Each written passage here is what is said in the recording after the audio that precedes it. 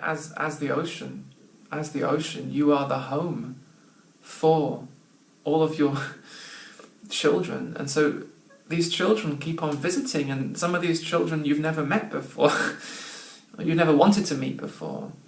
Some of these children you've been pushing away your whole life. Maybe that started when you were a child, not pushing away fear, pushing away doubt, pushing away sadness.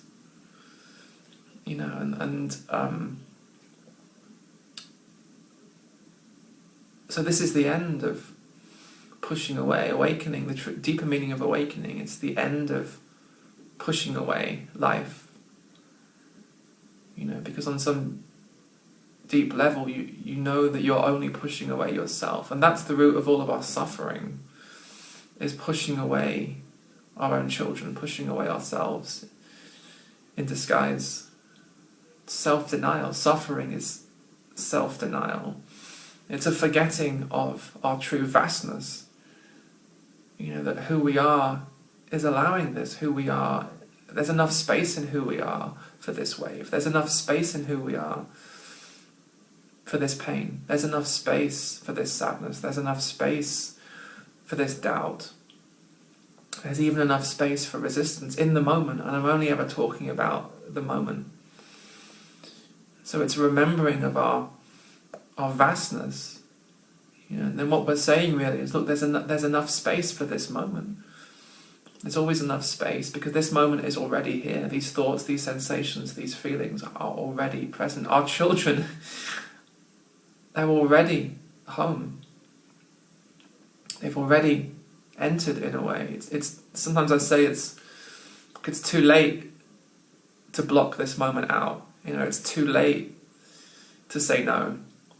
And it's too late to say yes, actually. It's too late to accept this moment. And it's too late to reject this moment.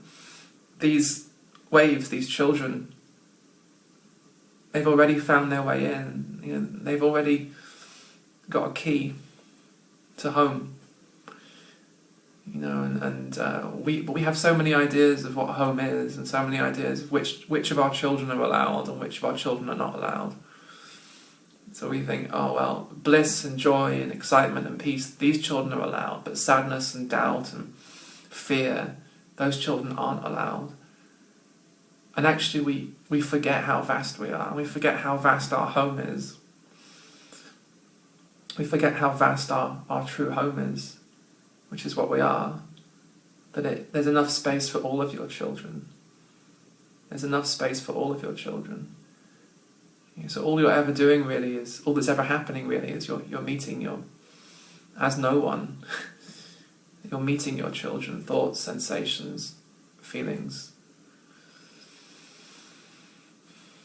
And that's what I call the constant invitation of life, the constant invitation of this moment, is to remember that whatever's happening in this moment, no matter what the circumstances of your life, whether in the circumstances of your life things seem to be going well or not going well, or you have lots of money or no money, or you have lots of popularity or no popularity, or success or failure, or whatever's happening in your life, every moment is an invitation to remember that this moment, these thoughts, these sensations, these feelings already have a home in you. They're already welcome in you without you having to try to welcome them.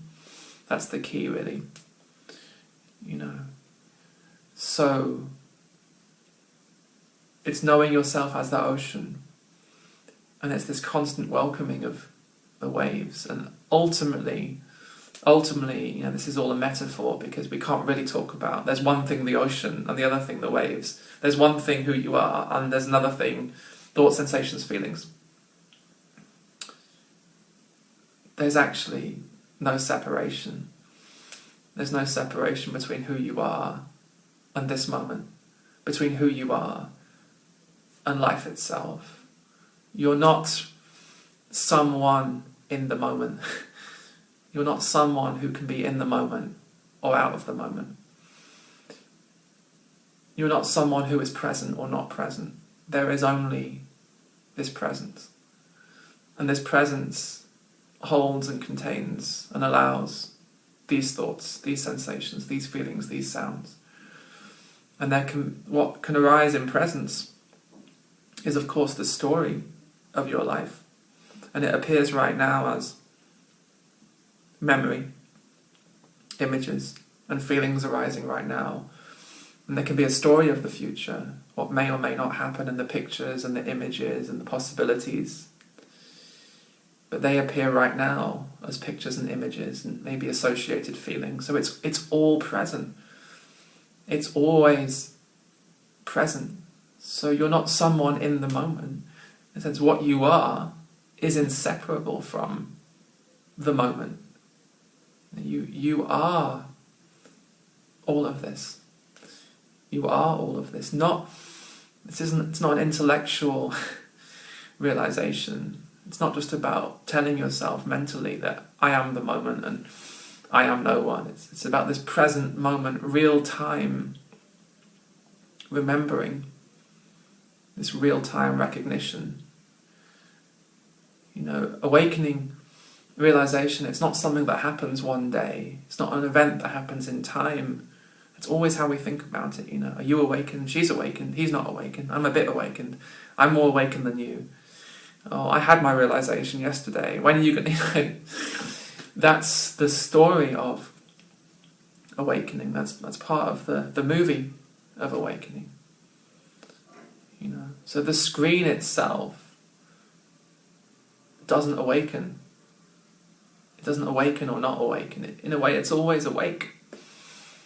That's what we're really looking for. What is always awake? What is always awake? What we're really seeking is this awakeness.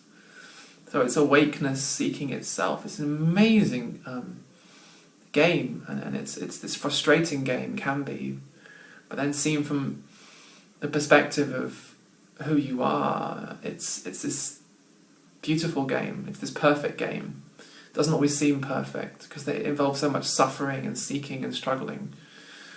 But really the whole thing was one giant invitation to remember that which never struggles, to remember that which never seeks, to remember that which is always at rest, to remember that which is always awake. It's that which is seeing this video right now. Simple, simple, simple. It's that which is hearing these sounds right now and trying to make sense of them. It's that which is always present. It's the simplest thing, and it's so present, and it's so intimate, and it's something we've always known, and it's something so familiar. It was there when we took our first breath, and it's here right now, in the midst of every breath, the in-breath, the out-breath, and it will be there as we take our seemingly last breath. It's closer than close. It doesn't come and go. It doesn't abandon you. And even when you feel abandoned, if you feel unloved and unmet and abandoned, it's right there with you. It's exactly what allows those feelings. It allows you to feel abandoned in the moment. That's how close it is. It even allows you to feel abandoned for a moment. And it would never abandon you. It can't abandon you. There's not even the possibility, there's not even the choice of abandonment, because it is. It is what you are. It is what you are. In a way, it's your greatest lover. It's the parent that you always longed for. It's the parent that says, I will never abandon you. I will always be here, no matter what you do, no matter what you think, no matter what you say, no matter what you feel. Even in the midst of your greatest pain, I will be here, not just for you, but with you. And not just with you, but as you. As you. No separation. It's the parent we've always longed for. It's the guru we've always longed for. It's the lover we've always longed for. And it's always been who we are and who we've always been. Who we've always been.